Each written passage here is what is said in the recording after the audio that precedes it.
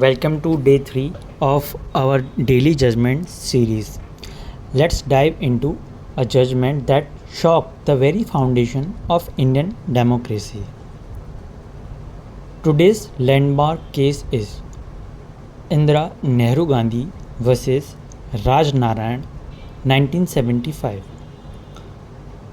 a defining moment in the evolution of basic structure doctrine. Let's set the scene.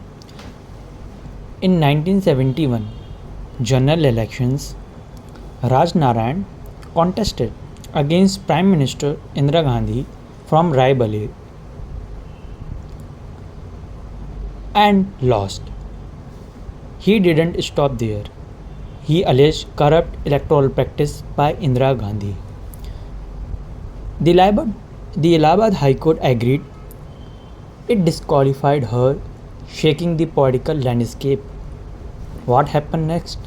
In response, Parliament passed the 39th Constitutional Amendment, making sure that the election of Prime Minister could not be challenged in any court. That's right.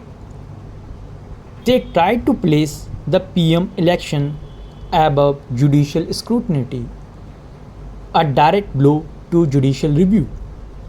The main issue, let's break it down.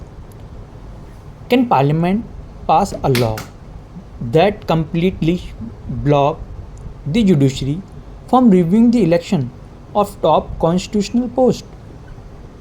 Supreme Court answered with a firm no. It struck down Article 329A subclause 4 of Indian Constitution. The court made it crystal clear. Free and fair elections, judicial review, and democracy itself are all part of basic structure of our constitution, and no amendment can destroy that. What are key takeaways? What did we learn? This case strengthened Indian democracy. It strengthened it sent a strong message to Parliament. You can't place yourself above the Constitution. Let's recap. Concept highlighted: judicial review, rule of law, free and fair election, basic structure doctrine. I make a quiz. Which constitutional amendment was partly struck down in this case? So answer is 39th Amendment. Want to explore more?